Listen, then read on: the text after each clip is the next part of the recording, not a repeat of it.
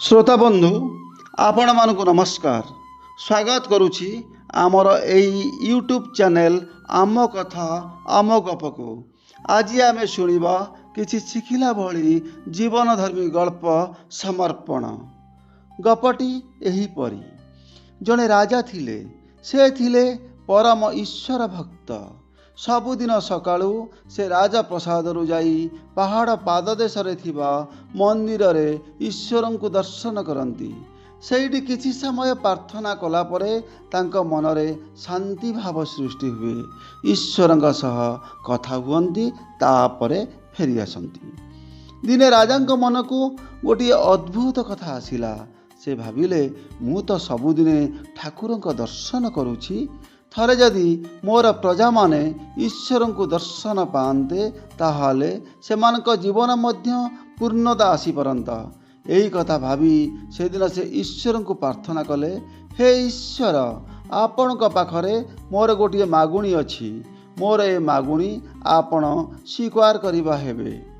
ईश्वर उत्तर देले, कौन से मागुणी कुह राजा। राजा नम्रतार सह कहिले, आपण थरे मोर राज्यर प्रजा मानंकु दर्शन दियंतु, एई मोर मागुणी। ईश्वर हसी हसी उत्तर देले, ताहा किंतु संभव नुहे राजा। राजा पचारिले, काहींकि प्रभु। ईश्वर कहिले, मु चाहिले मध्य ता संभव होई परिबो नाही।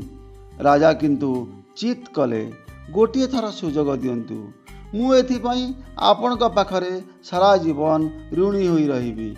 ईश्वर उत्तर देले, ठीक अछि, तमे आसंता पूर्णिमा दिन सकाळु तम राज्यर समस्त प्रजा को सांगरे धरी आस। मु सेमानकु दर्शन देवा पई अपेक्षा करिथिबी।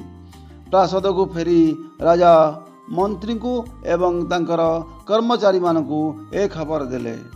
राज्य सारा डेंगुरा पिटा हैला। पूर्णिमा दिन भोर बड़ी सकाळु राज्य सारा लोक आसी राजप्रसाद निकटरे एकाठी हेले।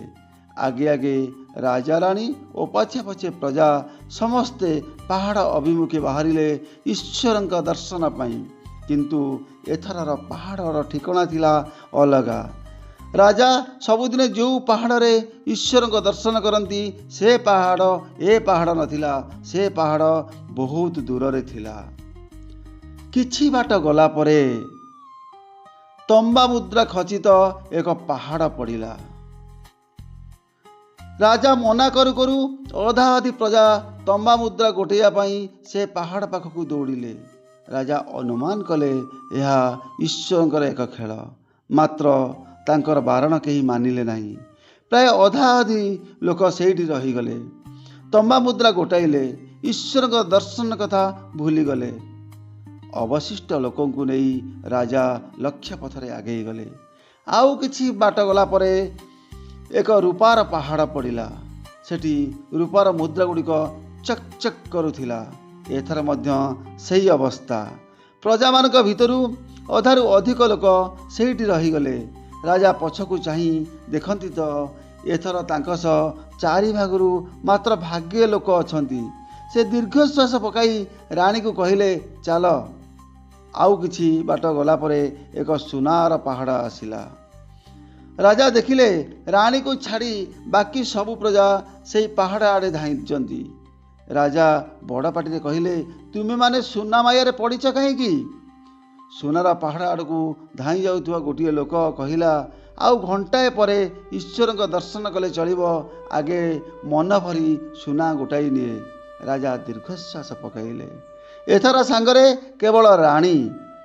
से तांको आड़कू अनाई कहिले, ए लोकंकर मतिगति देखुच तो। ईश्वर मंदिर आउ अल्प दूर अछि। मझिरे पड़िला एक हीरार पहाड़। राजा से आड़कू अनेइबा आगरू रानी से पहाड़ आड़कू दौड़ी सारी थिले। निराश होई राजा एकाकी ईश्वर मंदिर को गले एवं घंटी बजाइले। ईश्वर कहिले, कौन हैला राजा। राजा कहिले, से माने तंबा सुना रूपा हीरा पहाड़ पाखरे रहीगले, आपण को भूलीगले।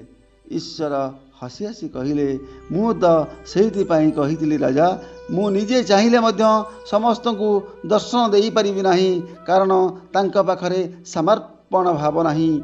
राजा ନୀରବରେ ଆଖି ବୁଜି ହାତ ଯୋଡ଼ିଲେ। ଗପଟି ଏଇଠି ସରିଲା ଶ୍ରୋତାବନ୍ଧୁ। କିନ୍ତୁ ଆମେ ଯଦି ଏ ଗପଟିକୁ ବିଶ୍ଳେଷଣ କରିବା ନିଶ୍ଚିତ ଭାବରେ ଜାଣିପାରିବା ଯେ ଜୀବନରେ ଆମେ ଧନ ସମ୍ପତ୍ତି ଜମିବାଡ଼ି ପଛରେ ଦୌଡ଼ି ଦୌଡ଼ି ଅଣନିଶ୍ୱାସୀ ହୋଇଯାଇଛନ୍ତି। ପରମ କାରୁଣିକ ଭଗବାନ ଯିଏ ସୃଷ୍ଟିକର୍ତ୍ତା ତାଙ୍କୁ ଆମେ ଭୁଲି ଯାଇଛନ୍ତି। ଫଳସ୍ୱରୂପ ଆମ ଜୀବନ ହୋଇଯାଇଛି ଦୁର୍ବିସହ ଯନ୍ତ୍ରଣାସିକ୍ତ। ଦୁଃଖ କଷ୍ଟ ଯନ୍ତ୍ରଣା ଭିତରେ ଆମେ କେବଳ ମିଛ ହସ ହସୁଛନ୍ତି। ବଞ୍ଚିବା ଭିତରେ ବାରମ୍ବାର ମରିବାର ଯନ୍ତ୍ରଣା ଅନୁଭବ କରୁଛନ୍ତି। ଲୋଭ ମୋହରେ ପଡ଼ି ଆମର ଏ ଜୀବନକୁ ଆମେ ବର୍ବାଦ କରିଦେଇଛନ୍ତି। ଫଳସ୍ୱରୂପ ଅନ୍ତରର ସୁଖ ବଦଳରେ ଆମେ କେବଳ ନର୍କ ଯନ୍ତ୍ରଣା ଭୋଗି ଚାଲିଛନ୍ତି। ତେଣୁ ଆସନ୍ତୁ ଲୋଭ ମୋହରୁ ପରିତ୍ୟାଗ କରି ଈଶ୍ୱରଙ୍କର ଶରଣାପନ୍ନ ହେବା ଓ ଆନନ୍ଦମୟ ଜୀବନ କଟାଇବା। ଏଇଠି ରହୁଛି। ନମସ୍କାର। ଜୟ ଜଗନ୍ନାଥ।